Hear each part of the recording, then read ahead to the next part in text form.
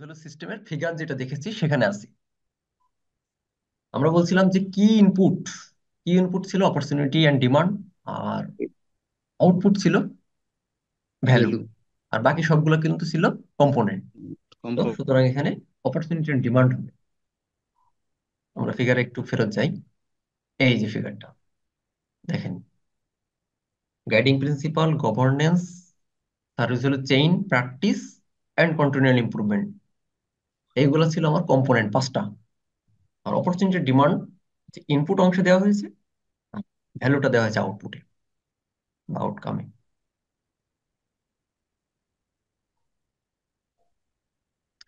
Which does ITIL service value system discourage? B organisational silence. B. এটা আমরা এখনই আলোচনা করলাম, অর্গানাইজেশন সাইলোস। কারো দ্বিমত আছে? না। ওকে, থ্যাংক ইউ। এরপরে আমরা আলোচনা করব গাইডিং প্রিন্সিপাল। তো গাইডিং প্রিন্সিপাল নিয়ে আজকে আমাদের আলোচনা হবে না মেইনলি, জাস্ট আমরা একটু ডেফিনেশনটা দেখে শেষ করে দেবো। আমাদের নেক্সট যে ক্লাসটা, এই ক্লাসটাতে সম্পূর্ণ ক্লাসটা থাকবে guiding principle, organisational guiding principle. Guiding principle is a recommendation that guides an organization in all circumstances, regardless of changes in its goal, strategies, type of work, or management structure. অর্থাৎ guiding principal একটা অর্গানাইজেশনকে help করে, যেটা organisation কিভাবে একটা সার্ভিসকে manage করবে তারা recommend করছে।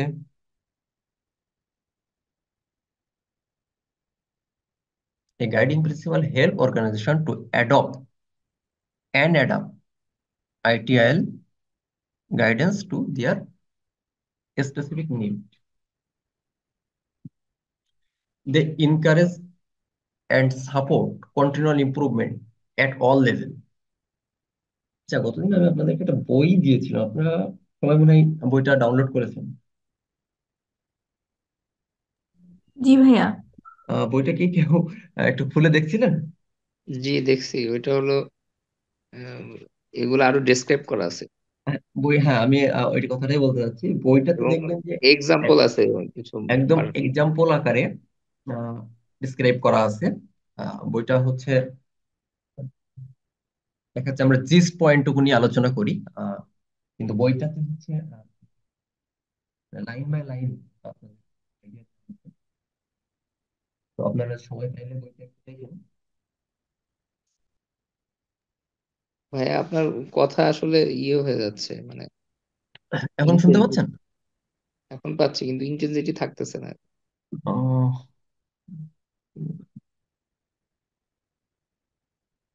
there are universally applicable to all initiatives.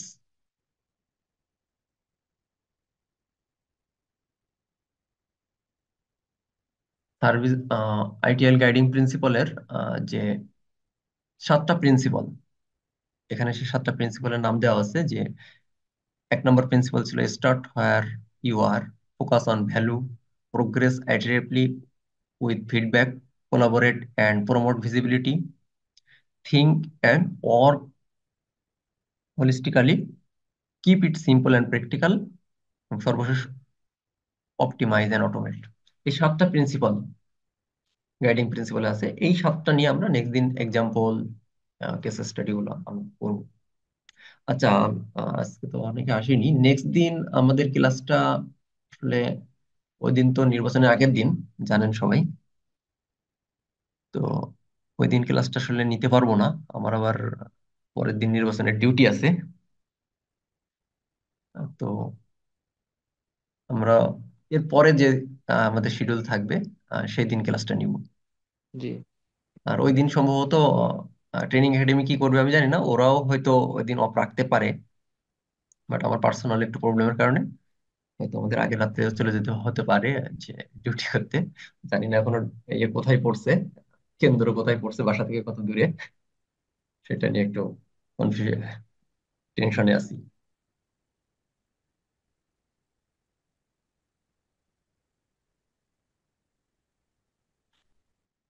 এরপরে আমাদের যে কম্পোনেন্ট, গভর্নেন্স। গভর্নেন্স খুব গুরুত্বপূর্ণ একটা component. Organization governance is a system by which an organization is directed and controlled. অর্থাৎ কোনো অর্গানাইজেশন গভর্নেন্স না থাকলে সে অর্গানাইজেশন প্রপারলি চলবে না।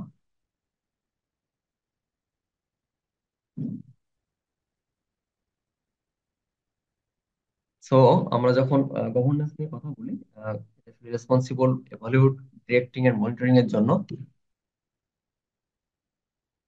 Every organisation is directed by a governing body, a person or a group of people who are accountable at the highest level for the performance and compliance of the organization. আচ্ছা, governance ছাড়া কি organisation চলতে পারে, বা governing body ছাড়া organisation চলতে পারে? কেউ কি বলবেন একটু? আই থিংক না। চলতে পারে না এরকম না, কিন্তু হচ্ছে কি কি এটা থাকাটা মানে জরুরি হয়ে ওঠে। রাইট, চলতে পারে, বাট আমাদের এখানে যেহেতু আমরা বেস্ট প্র্যাকটিসকে ফলো করার চেষ্টা করছি, আইটিআইএল বলছে যে অর্গানাইজেশনে একটা গভর্নিং বডি থাকলে ভালো হয়। অর্থাৎ আপনি মনে করেন যে 5 জনের একটা অর্গানাইজেশন, 5 জন ফ্রেন্ড মিলে একটা অর্গানাইজেশন ক্রিয়েট করছে, বা 4 জন মিলে একটা অর্গানাইজেশন ক্রিয়েট করছে। আহ, ছোটখাটো একটা, মনে করেন যে ওটাকে কি বলে, ডেভেলপমেন্ট বা ডেভেলপার কোম্পানি, অথবা আমাদের আইটি। গভর্নেন্স না থাকলে আসলে অর্গানাইজেশনকে আমার মনে হয় না যে অত বড় করে চিন্তা করা যাবে। হ্যাঁ, তা আমি যেটা বলছিলাম যে ছোট একটা টিমের একটা অর্গানাইজেশন, 2-3 ফ্রেন্ড মিলে একটা আপনার কোন একটা অর্গানাইজেশন ক্রিয়েট করলো। তো প্রাথমিকভাবে আসলে গভর্নেন্সটা তারা নিজেরা যে ডিসিশন নেয় সেটাই, কিন্তু যখন অর্গানাইজেশন আস্তে আস্তে আস্তে আস্তে কমপ্লেক্স হয়ে যায় এবং তার পরিসর বৃদ্ধি পায়, তখন আস্তে আস্তে এই কনসেপ্ট গুলো চলে আসে যে অর্গানাইজেশনকে এখন গভর্নিং বডির মাধ্যমে নিয়ে আসতে হবে, কিভাবে চলবে। তো সেই কথাগুলোর জন্য এই গভর্নেন্সটাকে খুব বেশি করে ফোকাস করছে আইটিআইএল, এবং বলছে আচ্ছা, যে ভাইয়া, যারা হচ্ছে কোম্পানিটা শুরু করলো হ্যাঁ, তারাই তো গভর্নেন্স হতে পারে, রাইট? রাইট। তারা, আমি যদি এখন একা একটা ছোট একটা প্রপার্টিশিপের একটা প্রতিষ্ঠান করি, একটা দোকান, সিম্পল একটা দোকান যদি আমি দিই, তো এইখানে গভর্নেন্স তো নিজেই যে ডিসিশন নিব সেটাই গভর্নেন্স। জি। কিন্তু যখন আমরা বৃহৎ পরিসরে চিন্তা করি, এখানে অর্গানাইজেশন গভর্নেন্স থাকা খুব ইমার্জেন্সি হয়ে পড়ে। All size and types of organization perform governance activities. The governing body may be a board of directors or executive manager who take on a separate governance role when they are performing governance activity. অর্থাৎ আপনার senior management থাকে অনেক সময়, board of director থাকে, অথবা উপরের যারা senior একটা হায়ারার্কি অনুযায়ী যারা উপরের দিকে থাকে, যারা অ্যাকাউন্টেবিলিটি নিতে পারে, সেরকম মানুষজন থেকে এই গভর্নিং বডিটা ক্রিয়েট করা হয়। আবার এমন হয় যে অনেক জায়গায় থাকে যে আমি চেয়ারম্যান একটা কোম্পানির গভর্নিং বডিতে, আপনার চেয়ারম্যান যিনি আছেন, সে কোনো কারণে বিজি থাকে, বা দেশের বাইরে থাকতে পারে, বা অন্য কোনো কাজে সে ব্যস্ত থাকতে পারে। তো সে তখন কি করতে পারে, সে ডেলিগেশন দিতে পারে, সে ডেলিগেশন দিয়ে দায়িত্ব দিতে পারে। গভর্নিং বডি ইজ অ্যাকাউন্ট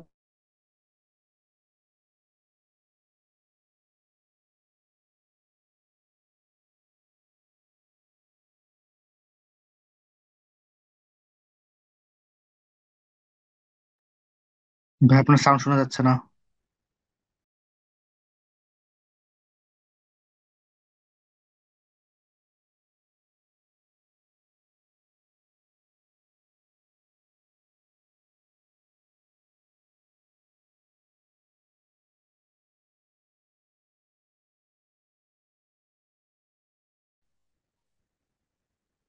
ভাইয়া, আমরা কিছু শুনতে পাচ্ছি না।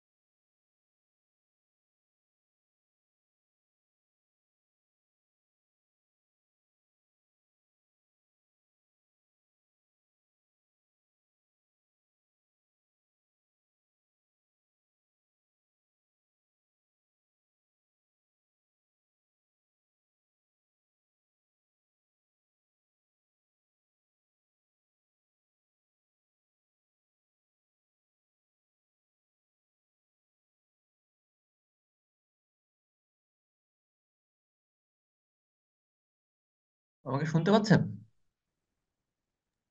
জি ভাই, শুনতে পারছেন।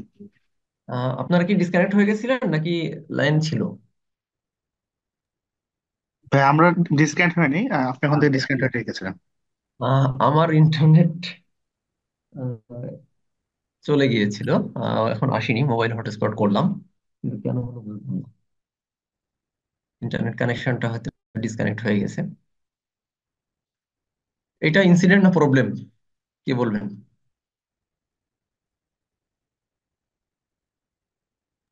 ভাই ইনসিডেন্ট। ইনসিডেন্ট। আর প্রবলেম হবে কখন? ইনসিডেন্ট আর প্রবলেমের পার্থক্য কি বলতো, একজন একটু যদি ব্যাখ্যা করেন, আলোচনার বাইরে একটু।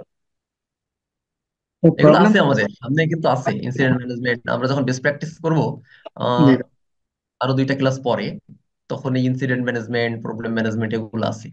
এই যে এটার কারণে যে আমাদের ক্লাসে ইন্টারাপ্ট হলো, এটা হচ্ছে প্রবলেম। জি ভাই, আনইউজুয়াল কজ। বিষয়টা হচ্ছে এই ইনসিডেন্টটা যদি এই ধরনের ইনসিডেন্ট বারবার ঘটে তখন সেটা প্রবলেম হিসেবে। Exactly, exactly. আপনার আমার প্রবলেম এগুলো, এগুলো কোনো প্রবলেম না, এগুলো অন্য প্রবলেম। কিন্তু আমরা যখন এই ভাই যেটা বললেন, যে অর্থাৎ একটা ইনসিডেন্ট আজকে হঠাৎ করে কানেকশনটা চলে গেছে, এটা হচ্ছে ইনসিডেন্ট। কিন্তু যদি অল টাইম এরকম করতে থাকে, আজকে গেল, কালকে যাচ্ছে, পরের দিন যাচ্ছে, তখন আপনারা বলবেন যে ভাইয়ের ইন্টারনেটে কানেকশনের সমস্যা।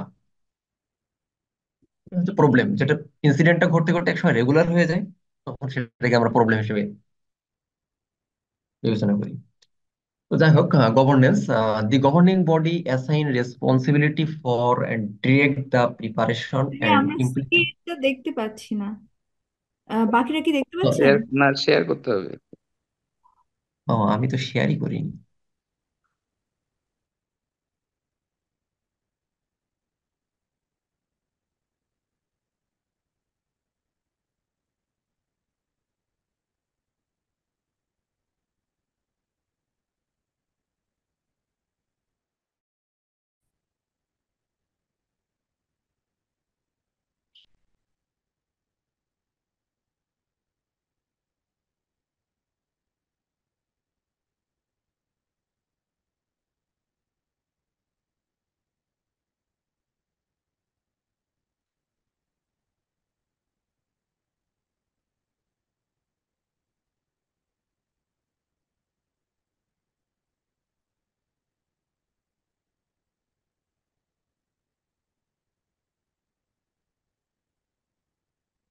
আমরা এই স্লাইডে ছিলাম, এখন দেখা যাচ্ছে না? তো জি ভাইয়া, দেখা যাচ্ছে। ওকে, থ্যাংক ইউ। ডিরেক্ট বলছে যে the governing body evaluates the organization on a regular basis as stakeholder need and external circumstance evolve.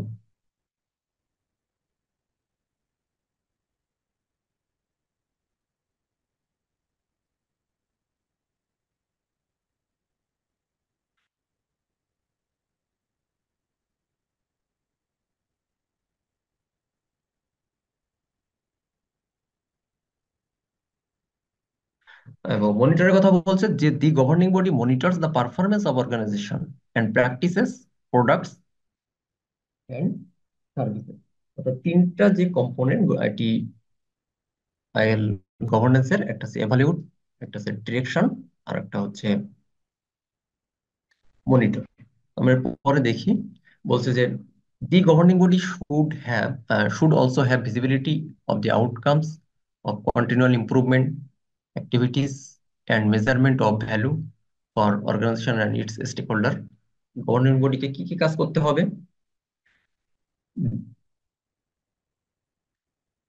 তারা মেক শিওর করবে যে দি সার্ভিস ভ্যালু চেইন, আমরা সার্ভিস ভ্যালু চেইনটা নিয়ে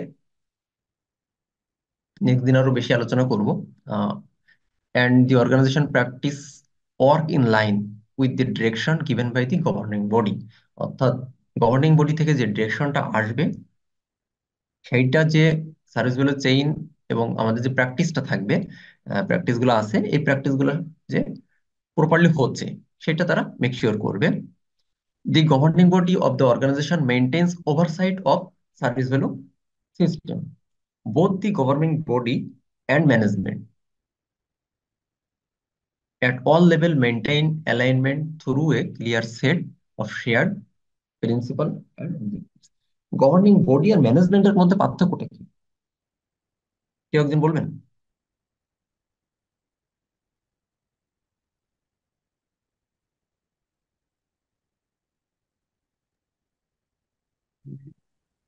গভর্নিং বডি হচ্ছে পরিচালনা পর্ষদ, ম্যানেজমেন্ট হচ্ছে এক্সিকিউটিভ।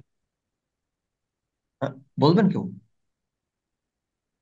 মানে ওখান থেকে হলো মিশন, ভিশন এবং অর্গানাইজেশনের গোলগুলো নির্ধারণ হবে, এবং সেটা কিভাবে এক্সিকিউট করবে সেটা হচ্ছে ম্যানেজমেন্টের দায়িত্ব। রাইট, রাইট, ম্যানেজমেন্ট এক্সিকিউট করে এটাকে অর্গানাইজেশনের গোলটা অ্যাচিভ করবে। অ্যাচিভ করবে। Right, thank you. Proper exact ডেফিনেশনটা আপনি দিয়েছেন। The governance and management at all levels are continually improved to meet expectation of the stakeholder. আমরা একটু, যদি আপনি গভর্নিং বডিতে থাকেন তো আপনার আপনার কাছে কি কি কিভাবে আপনি এটাকে এভালুয়েট করবেন, এই তিনটা জিনিসকে আমরা একটু দেখার চেষ্টা করি। বলছে যে অ্যাসেসমেন্ট অর্থাৎ এভালুয়েট করা, gauge the current state of their IT services. অর্থাৎ আপনি যখন একটা প্রতিষ্ঠানের আইটি সার্ভিস ম্যানেজমেন্ট রিলেটেড কোনো প্রতিষ্ঠানের গভর্নিং বডিতে থাকবেন, তখন আপনার কাজ কি হবে বা আপনি কিভাবে কাজ করবেন সে সম্পর্কে এখানে একটা ধারণা দেওয়া আছে। আইডেন্টিফাই গ্যাপস এন্ড অপরচুনিটিস, আপনাকে খুঁজে বের করতে হবে এখানে কি কি অপরচুনিটিস আছে, কি কি গ্যাপস আছে।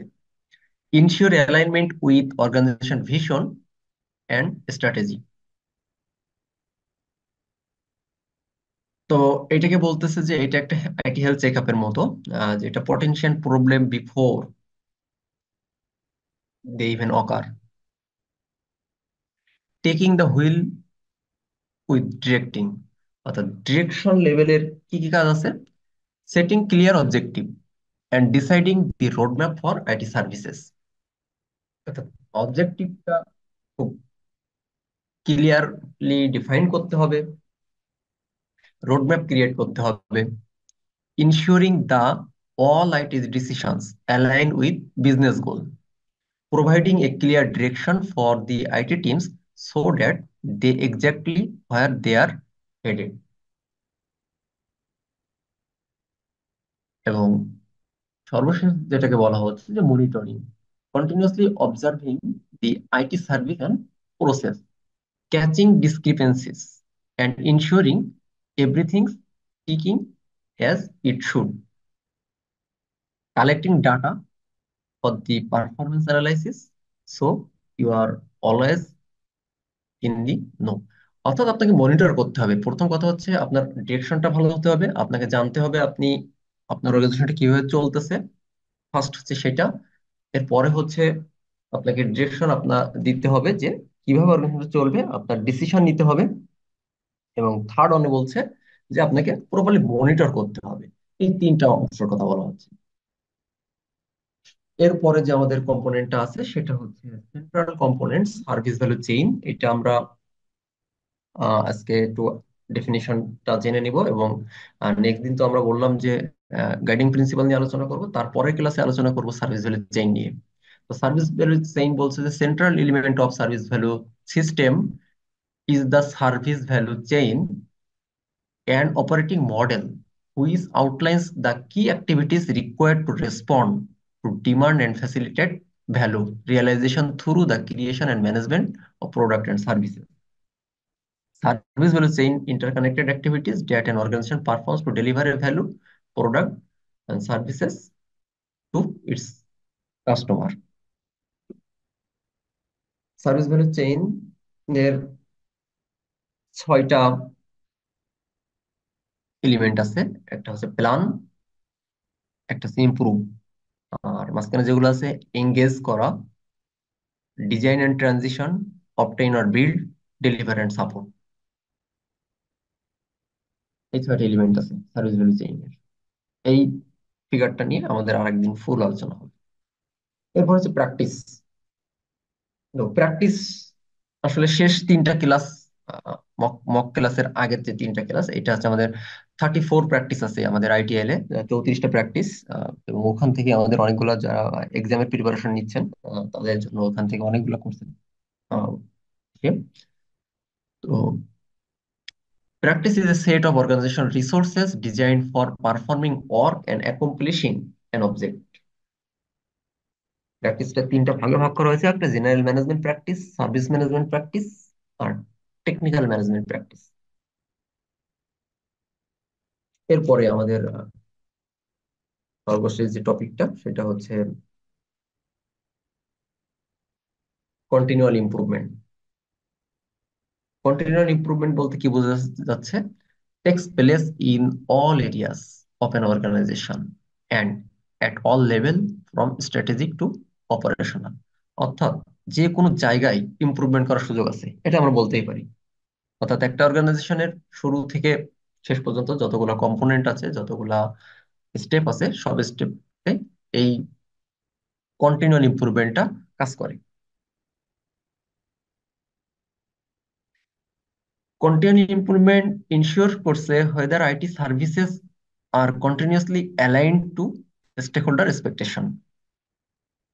এটাকে ইনশিওর করছে continual improvement at all levels। ITIL service value system include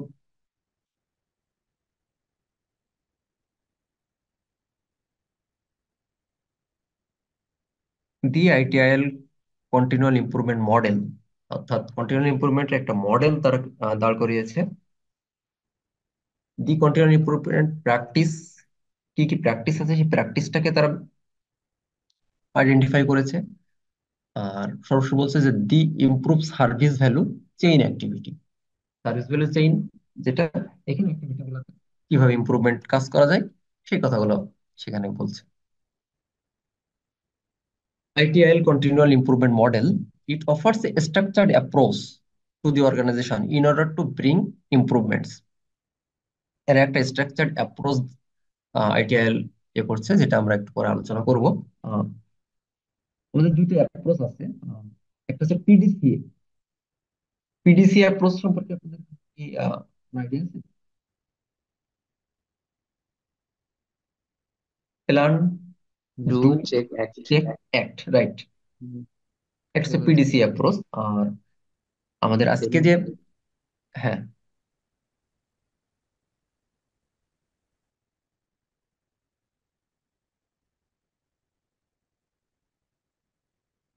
improve service value chain activity, it establishes continual improvement to into the service value chain। uh, the continual improvement practices, it supports organization in their day-to-day improvement efforts। continual improvement, continual improvement এর এখানে আমরা দেখতে পাচ্ছি প্রথমে একটা একটা example হিসেবে দেওয়া আছে।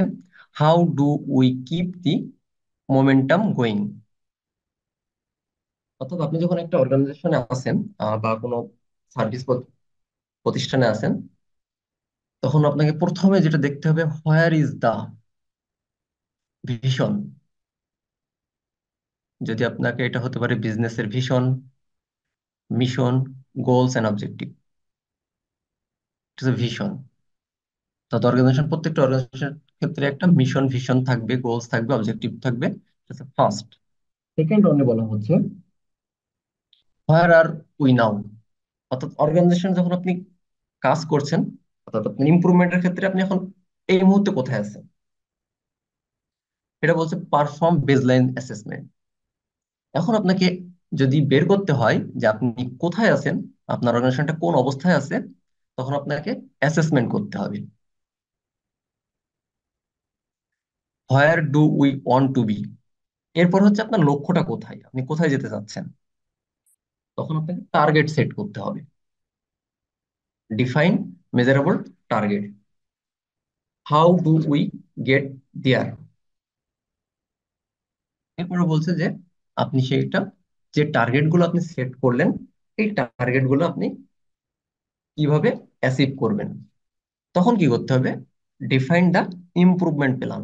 এরপরে হচ্ছে আপনারা আহ, আমাদের কি করতে হবে, যে যে টার্গেট অ্যাচিভ করার জন্য আমাদেরকে প্ল্যান করতে হবে। এরপরে বলছে টেক অ্যাকশন। আমরা যে প্ল্যান করলাম, এই প্ল্যান অনুযায়ী আমাদেরকে কাজ করতে হবে। Execute improvement action. Did we get there? এরপরে আপনি কাজ করলেন, সব করলেন, এখন কি আপনি সেটাকে অ্যাচিভ করতে পেরেছেন? আপনি বলছেন যে এভালুয়েট ম্যাট্রিক্স এন্ড কেপিআই। এটাকে আমরা যদি টার্গেট অ্যাচিভ করলাম কিনা সেটাকে বের করবে কেপিআই বেস ম্যাট্রিক্স এভালুয়েট করলে আমরা বুঝতে পারবো। তো আমরা 1 থেকে 7টা স্টেপ, 6টা স্টেপ সবগুলাতে আমরা যখন কাজ করলাম, এরপরেও দেখা গেল যে আমরা যখন এভালুয়েট করছি বা কেপিআই দেখছি, তো আমরা এটাকে অ্যাচিভ করতে পারিনি। যখন অ্যাচিভ করতে পারছি না, তখন আমাদেরকে আবার ফিডব্যাকে চলে যেতে হবে।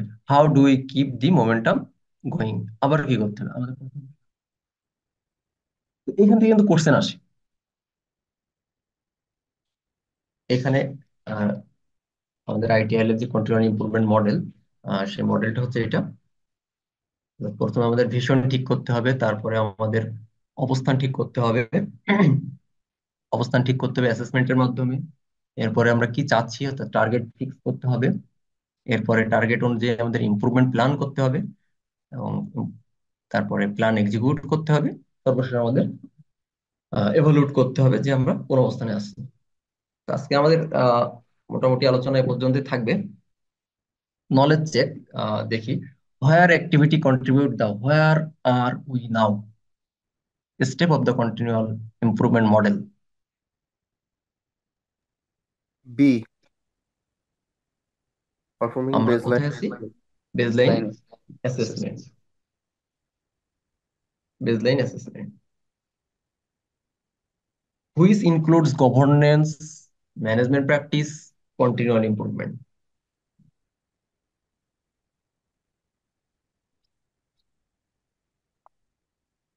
A. Service value system. Service value system. কি জিনিস দুইবার? আজকে আমাদের যে আলোচনা হলো, আলোচনার ভিতরে প্রথমে আমরা আলোচনা করেছি যে অপরচুনিটি অ্যান্ড ডিমান্ড নিয়ে, তারপরে আমরা আলোচনা করেছি ভ্যালু নিয়ে, এবং অপরচুনিটি অ্যান্ড ডিমান্ড যে আমাদের সার্ভিস ভ্যালু সিস্টেমের কম্পোনেন্ট না, এটা আমাদের করতে হবে। সার্ভিস ভ্যালু সিস্টেমের আমাদের কম্পোনেন্ট আছে 5টা: guiding principle, practices, service value chain,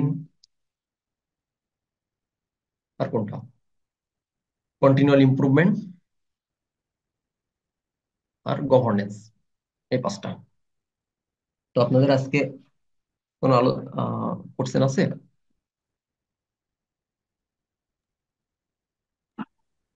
না, আমি তো আসলে জানছি আমরা আমাদের আলোচনাগুলো ছোট হচ্ছে, টাইম একটু কমের ভিতরে হচ্ছে। এর কারণ হচ্ছে আমরা যে কিছু অংশ বাদ দিয়ে যাচ্ছি, যে বেস্ট প্র্যাকটিস অংশে আমরা এগুলো করবো বলে। আমাদের এখন কিন্তু অনেক কিছু আমাদের খুব দ্রুত আমরা জাস্ট ডেফিনেশন আইডিয়া গুলো নিয়েছি। আমার কথা হচ্ছে আপনাদের কনসেপ্ট গুলা একটু ক্লিয়ার রাখতে হবে। ডেফিনেশন গুলা, বিশেষ করে আইটিএল এর ডেফিনেশন। আইটিএল তো আসলে একটা বেস্ট প্র্যাকটিস, এবং এরা সাধারণত ডেফিনেশন ওয়াইজ কাজ করে। এরা একটা ফ্রেমওয়ার্ক দাঁড় করিয়ে দিয়েছে। এখন এই ফ্রেমওয়ার্ক অনুযায়ী আমাদের কাজ করতে হবে। আমরা যেমন আজকে আলোচনা করছিলাম শুরুর দিকে, যে একটা অর্গানাইজেশনের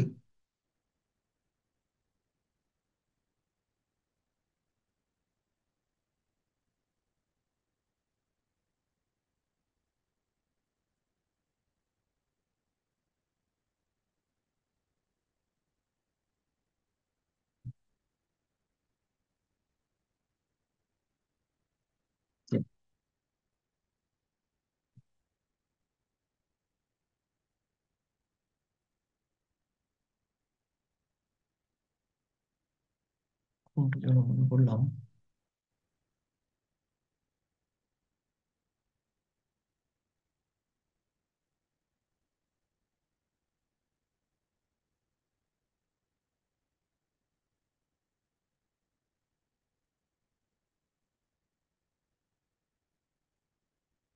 আচ্ছা ভাই, কোনো কোশ্চেন থাকলে একটু বলেন, তারপর আবার বলছি।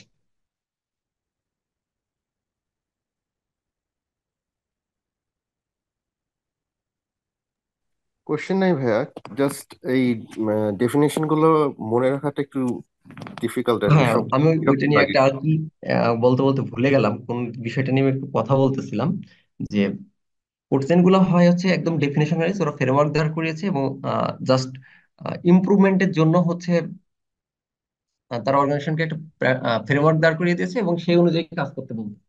তো এক্ষেত্রে হচ্ছে আমাদের এই কনসেপ্ট গুলা দেখেন, আমাদের যতগুলো টপিক আমরা আলোচনা করলাম সব মোস্টলি ডেফিনেশন বেসিক বেস, এবং এই ডেফিনেশন গুলো জানতে আমাদের বেস্ট প্র্যাকটিস যে আমরা ওই বলতেছিলাম 17টা 34টা বেস্ট প্র্যাকটিস আছে, ওইটা আমরা লাস্ট 3 ক্লাসে ওইখানে ডিটেল আলোচনা করব, এবং ওই প্র্যাকটিস গুলো কিভাবে কিভাবে আমাদের এই গাইডিং প্রিন্সিপাল কে অ্যালাইন করছে, তারপরে হচ্ছে সার্ভিস ভ্যালু চেইন কে অ্যালাইন করছে, এই জিনিসগুলো ওখানে আমাদের আলোচনা হবে। আর আপনাদের কোনো সাজেশন আছে কিনা কোনো ইস্যু? আর আজকে অবশ্য অনেক পার্টিসিপেন্ট কম, কারণটা বুঝলাম না।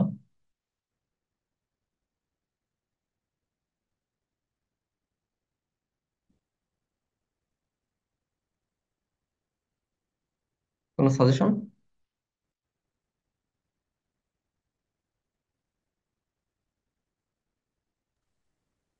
না ভাইয়া, আই থিংক ইটস ওকে। আচ্ছা, হ্যাঁ, আপনারা, জি বলেন। জি ভাইয়া, যে চ্যাপ্টারটা আমাদেরকে পড়ানো হয়, যেটা আজকে পড়ানো হচ্ছে 4, রাইট? চ্যাপ্টার, হ্যাঁ। হ্যাঁ হ্যাঁ, চ্যাপ্টার 4। আচ্ছা, তো ধরেন মানে যেটা এইভাবে পড়ানো হবে, সেটার পরে গিয়ে লাস্টের দিকে গিয়ে যদি কিছু ডাম্প পড়ানো হতো, মানে রেগুলার কোনো বেসিসে যেরকম কি আসতে পারে। গ্লোসারি টাইপের এরকম? হ্যাঁ জি ভাইয়া, মানে হচ্ছে এখান থেকে কি টাইপের কোশ্চেন গুলো আসতে পারে, মানে হ্যাঁ হ্যাঁ, ভাইয়া আমরা মানে এখানে। কিন্তু আমরা একটা ক্লাসকে রেডি করেছি, যেটা হচ্ছে আপনার সর্বশেষ দিন ওইটা মানে সম্পূর্ণ এক্সট্রা ক্লাস আর কি বলতে পারেন। নর্মালি তো এটা হচ্ছে 8টা ক্লাস, আমরা 9টা ক্লাস করেছি সেখানে। 7টা ক্লাস মেইনলি আপনার আইটিএল এর যে এক্সোলসের যে গাইডলাইন, সেখানে আছে হচ্ছে আপনার 14 ঘন্টার ক্লাস, মানে 8 ঘন্টা ফুল ডে, 16 ঘন্টা, আবার 1 ঘন্টার মাঝখানে ব্রেক থাকে। সেক্ষেত্রে তাদের যে মানে অ্যাপ্রুভ যে শিডিউল, সেটা হচ্ছে 14 ঘন্টা। সেটাকে হচ্ছে আমরা 16 ঘন্টা করছি, 2 ঘন্টা করে করে প্রতিদিন। আচ্ছা, আমি চাইছিলাম যে আর একটু বেশি আলোচনা হলে ভালো হতো, পার্টিসিপেন্ট বেশি থাকলে আসলে আলোচনাও বেশি হয়।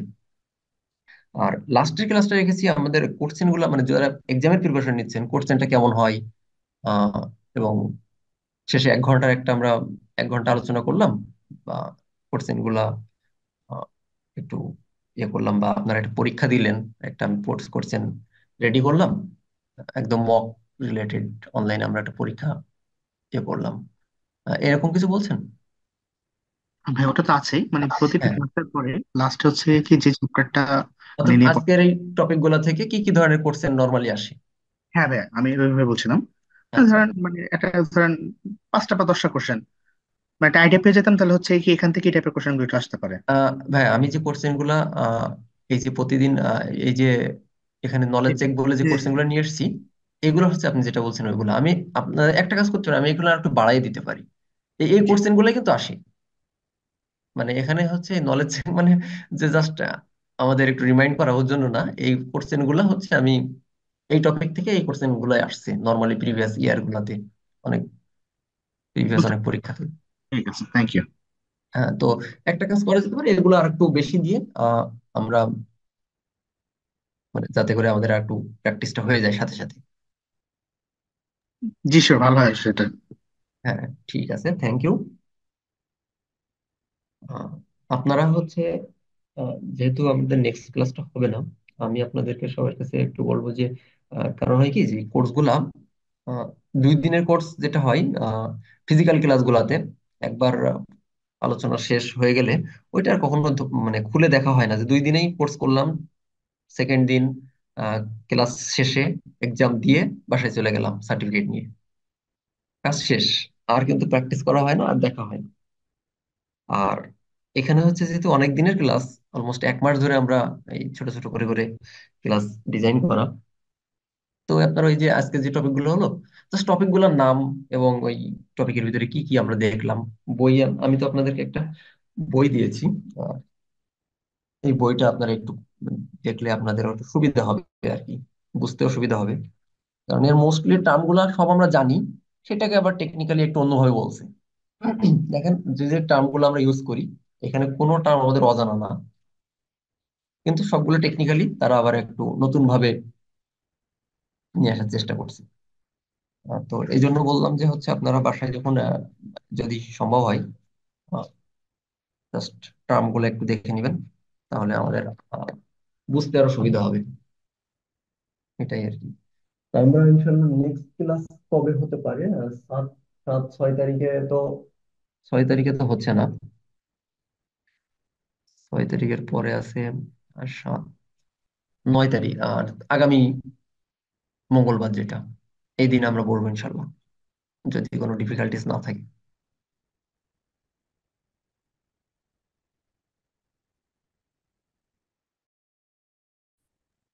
ঠিক ঠিক আছে আছে ভাইয়া, তাহলে। ভাইয়া সাইটটা শেয়ার করে দিন একটু কষ্ট জি করে। প্লিজ, স্লাইডটা আমি দিয়ে দিব, স্লাইডটা আমি কালকে সকালে দিই। হ্যাঁ অবশ্যই, অবশ্যই। ওকে, ওকে, সমস্যা নেই, থ্যাংক স্লাইডটা ইউ, কালকে থ্যাংক দিয়ে ইউ দেবো। Very much.